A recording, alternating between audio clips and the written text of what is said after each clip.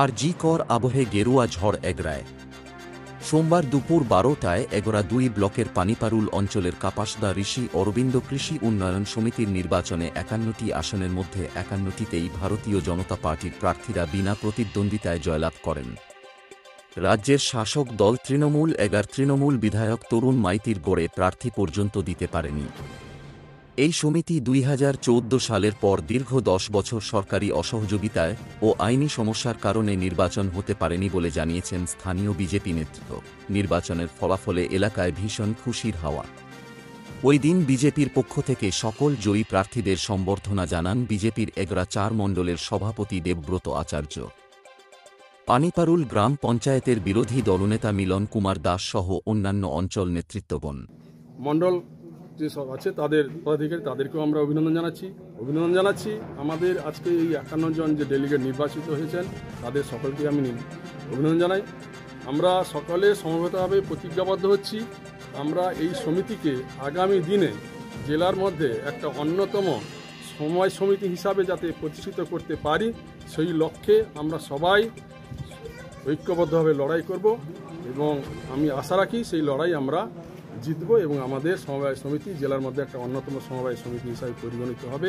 এই আশা আকাঙ্ক্ষা রেখে সবাইকে পুনরায় ভারতীয় জনতা পার্টির পক্ষ থেকে গৈরিক অভিনন্দন জানিয়ে সবাইকে যথাযোগ্য স্থানে আমার শ্রদ্ধা শুভেচ্ছা জানিয়ে আমার বক্তব্য শেষ করি। নমস্কার, আমি সুনীল গিরি। আজকে ঋষি অরবিন্দ কাপাসদা ঋষি অরবিন্দ সমবায় সমিতির নির্বাচন, তাতে আমরা বিনা প্রতিদ্বন্দ্বী দেখতে পেলাম ভারতীয় জনতা পার্টির পক্ষ থেকে। আপনার এই সমবায় সম্বন্ধে আপনাদের এই আজকে নির্বাচন নিয়ে কিছু কথা বলুন। নির্বাচন নিয়ে বলতে এর আগের নির্বাচনটা হয়েছিল 2014 সালে, 5 বছরের জন্য নির্বাচনটা হয়। 19-এ আমাদের এই যে আগের পরিচালক মণ্ডলী তার কাজকর্ম শেষ হয়ে যাওয়ার পর দীর্ঘ প্রায় 5 বছর 19 থেকে 24 পর্যন্ত মানে বর্তমান সরকারের অসহযোগিতার কারণেই এক প্রকার ভুলভাল পরিচালন ব্যবস্থার কারণে অধিকাংশ সমবায় সমিতিগুলোতে নির্বাচন হয়নি। শেষ পর্যন্ত মহামান্য কলকাতা হাইকোর্টে আমরা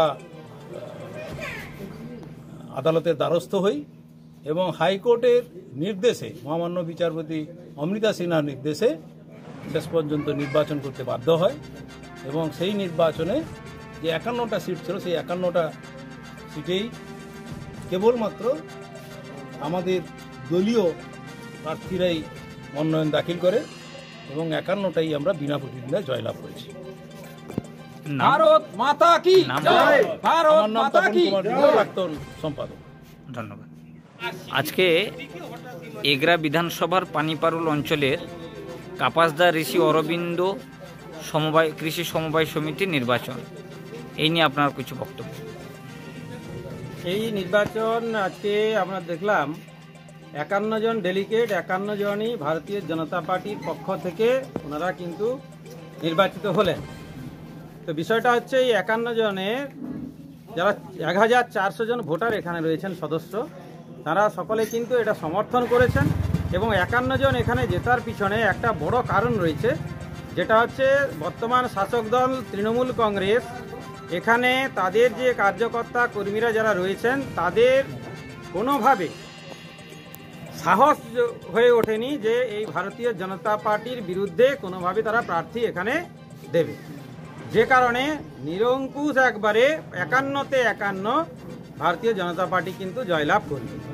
এখানে তৃণমূলের ব্যর্থতা, নৈতিক অধঃপতন এবং মানুষ যে এলাকার মধ্যে যে এই আর্থিক সংস্থাগুলোতে ভারতীয় জনতা পার্টিকে ছাড়া তৃণমূলকে কোনোভাবে জায়গা দিতে চাইছে না, তার একটা দৃষ্টান্ত প্রমাণ কিন্তু এই ঋষি অরবিন্দ কৃষি সমবায় সমিতি আজকে দৃষ্টান্ত তুলে ধরল।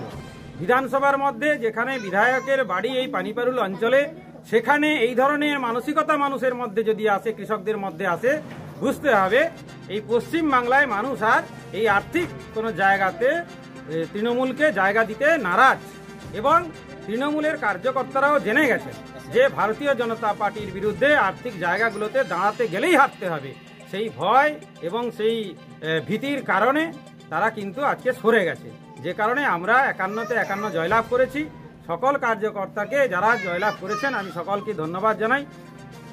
নমস্কার। ভারত মাতা কি জয় জয়। ভারত মাতা কি জয়। বিজেপি জয়তু জয়তু জয়তু সমবায় জয়তু জয়তু জয়তু কাপাসদা ঋষি অরবিন্দ সমবায় জয়তু জয়তু জয়তু।